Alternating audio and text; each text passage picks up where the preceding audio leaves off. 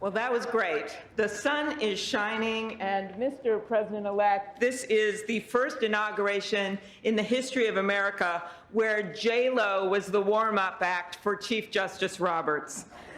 With that, it is now my distinct honor to introduce the Chief Justice of the Supreme Court of the United States, John Roberts, to administer the presidential oath to the next President of the United States, Joseph R. Biden.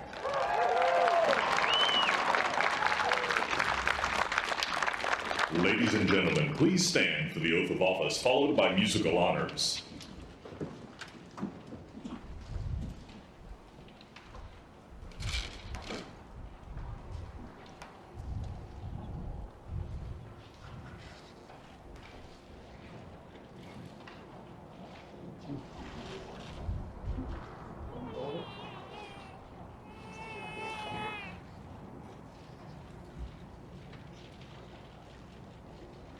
Please raise your right hand and repeat after me. I, Joseph Robinette Biden, Jr., do solemnly swear. I, Joseph Robinette Biden, Jr., do solemnly swear. That I will faithfully execute. That I will faithfully execute. The office of President of the United States. Office of President of the United States. And will, to the best of my ability. Will, to the best of my ability. Preserve, protect, and defend. Preserve, protect, and defend. The Constitution of the United States. The Constitution of the United States. So help you God. So help me God. Congratulations, Mr. President.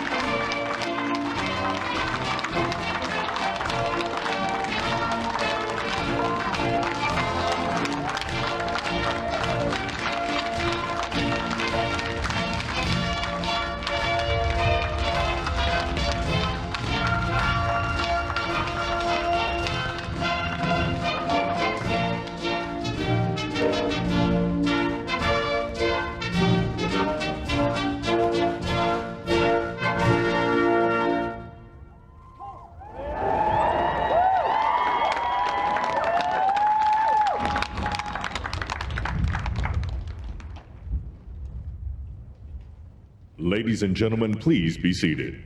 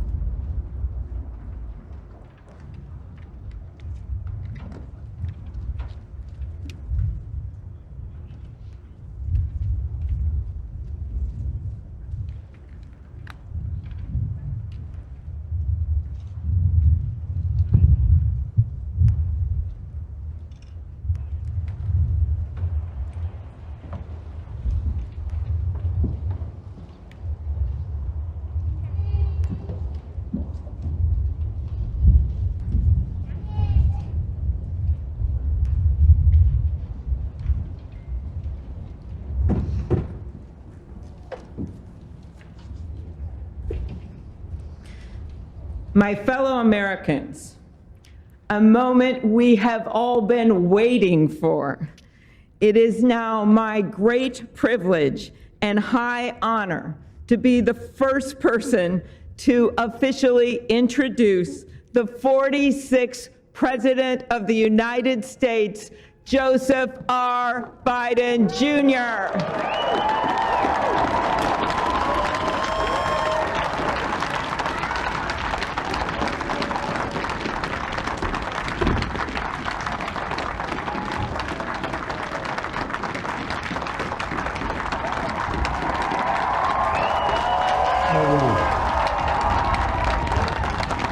Chief Justice Roberts, Vice President Harris, Speaker Pelosi, Leader Schumer, Leader McConnell, Vice President Pence, my distinguished guests, my fellow Americans. This is America's day. This is democracy's day, a day of history and hope, of renewal and resolve. Through a crucible for the ages, America has been tested anew, and America has risen to the challenge. Today, we celebrate the triumph not of a candidate, but of a cause, the cause of democracy. The people, the will of the people has been heard, and the will of the people has been heeded. We've learned again that democracy is precious, democracy is fragile, and at this hour, my friends, democracy has prevailed. So now, on this hallowed ground where just a few days ago, violence sought to shake the Capitol's very foundation, we come together as one nation, under God, indivisible, to carry out the peaceful transfer of power as we have for more than 2 centuries. As we look ahead in our uniquely American way, restless, bold, optimistic, and set our sights on the nation we know we can be and we must be. I thank my predecessors of both parties for their presence here today. I thank them from the bottom of my heart. And I know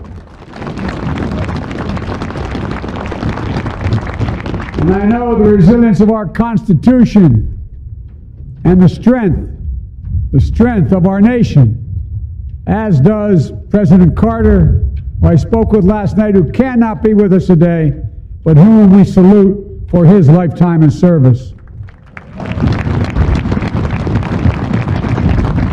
I've just taken the sacred oath each of those patriots have taken, the oath first sworn by George Washington.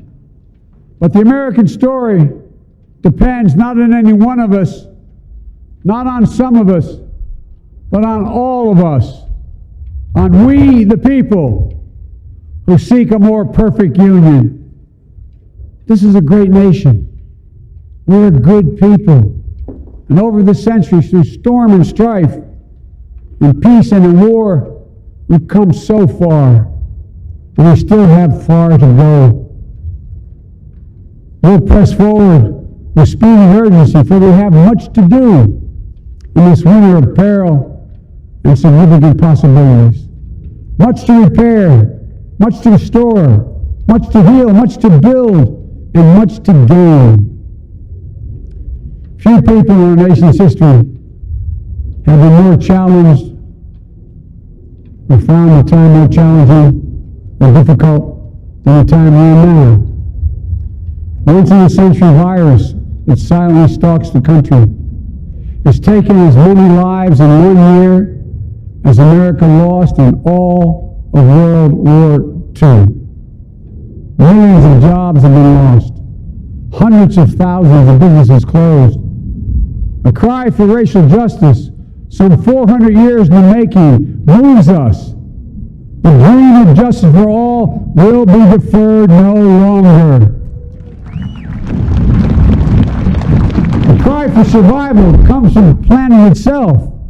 A cry that can't be any more desperate or any more clear. And now, a rise of political extremism, white supremacy, domestic terrorism, that we must confront and we will defeat. To overcome these challenges, to restore the soul and secure the future of America, requires so much more than words.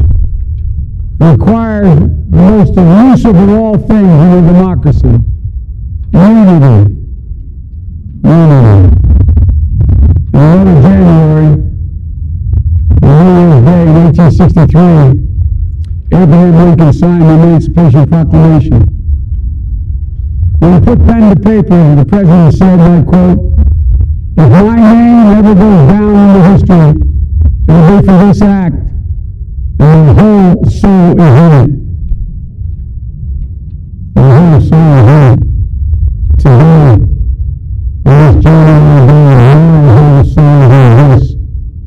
You're American together. You're million people. You're million nation.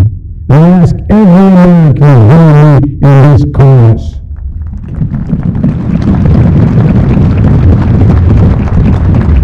Remind me to fight the foes we face: anger, resentment and hatred, extremism, lawlessness, violence, disease, joblessness, and hopelessness. With unity, we can do great things, important things. We can right wrongs. We can put people to work in good jobs. We can teach our children in safe schools. We can overcome the deadly violence. We can work, and build a middle class and make health care secure for all. We can deliver racial justice, and we can make America once again the only force for love and love. I know speaking of unity can sound like the foolish fantasy these days. I know the forces of the universe are deep and unreal. But also, they're not real. Our history has been a constant struggle between the American ideal and the critical and harsh unreality of racism, nativism, fear, demonization has all torn us apart. The battle of permanent, and victory is never assured. Through civil war, the Great Depression, and through struggles, sacrifices, setbacks, and better and worse have always